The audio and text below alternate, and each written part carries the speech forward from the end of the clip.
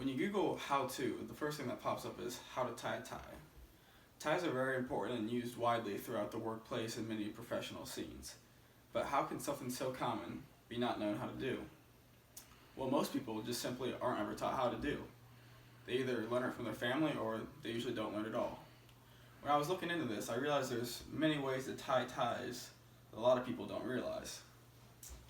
Today I'm going to be going over 3 ties, with each one getting more difficult and more elegant. You can follow along if you'd like with my instructions. So, many ties, this is the thick end and this is the short end, they vary in length and in the width. This one is pretty skinny, a lot will get more fat towards the end. The first tie that I'm going to go over is called the half Windsor. This was the first tie that I ever learned how to tie and is commonly used for semi-formal, business, casual type events. So, you simply cross over the big end with the little end, bring it around to this side, and now you're going to do that again. And the second one's more important because this is the knot that you're actually going to have. Now we're going to bring it from the back and then take it through the middle of this. So when you're looking to adjust it, if you want to adjust how tight this knot is, you're going to pull on the long end. When you want to adjust the length, you're going to pull on the small end. So it looks like I got this pretty good. You want it about like this length so that this is covered, and you can adjust as you see fit. That is the half Windsor knot. Pretty simple, fairly skinny knot, good for most scenarios. The next knot that I'm going to be going over is called the full Windsor. It's going to take a lot more fabric up, so you're going to want this long end really down there. This knot's going to be a lot wider for if you have a wider opening at your collar, it'll be better for that. So first, I'm going to start off just like the half Windsor, fold over. But now we're going to go ahead, bring it from the behind, and then now you're on that side. Now, all over here, we're going to cross over,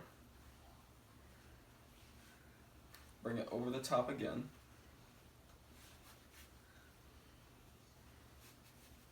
so now this is a very classical beginning for most knots.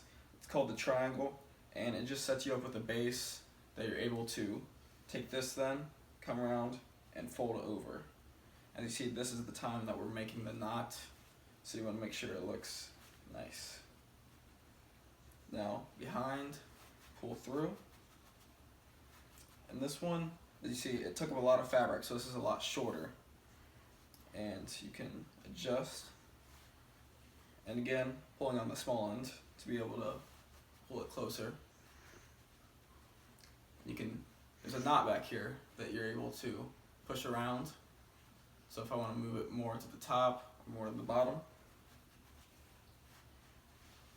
And so this knot, the full Windsor, would be better for longer ties or possibly thicker.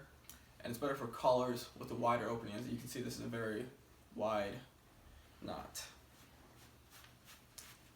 Now those first 2 knots, they were not very difficult to tie. This third one, it's a lot more interesting. It is called the Eldred's notch. And what you're going to do here is, so we are going to start just the same. And then you're going to fold over just like normal beginnings. Now we're going to keep our finger right there. Go over, over. Make sure you're just keeping the finger. You're going to keep this nice and loose. Over one more time. And now we're going to go from the behind. And remember when your finger was there, it's because we're going to put it through that hole.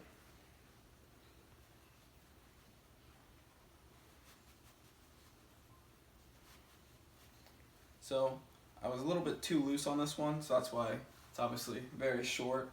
But this is one that again eats up a lot of the big end, so you want to really have it down here when you're beginning to do it.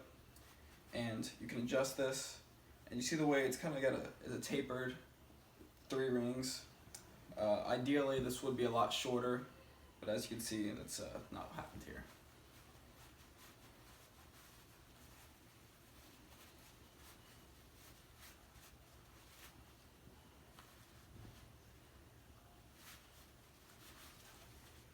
So, as you can see, there's many different ways to tie a tie. A lot of people aren't sure how to tie ties different ways, but it's really quite simple, and with a little bit of practice, you can become quite good at it. And I think tying ties different ways really has a benefit, and being able to just mix things up for different scenarios, as if the wide collar or short, and then with different types of ties, different knots will work better than others. So, one last time, just quickly, half Windsor.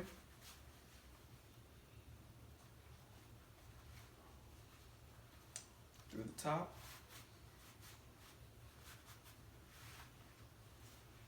Now you're ready to go.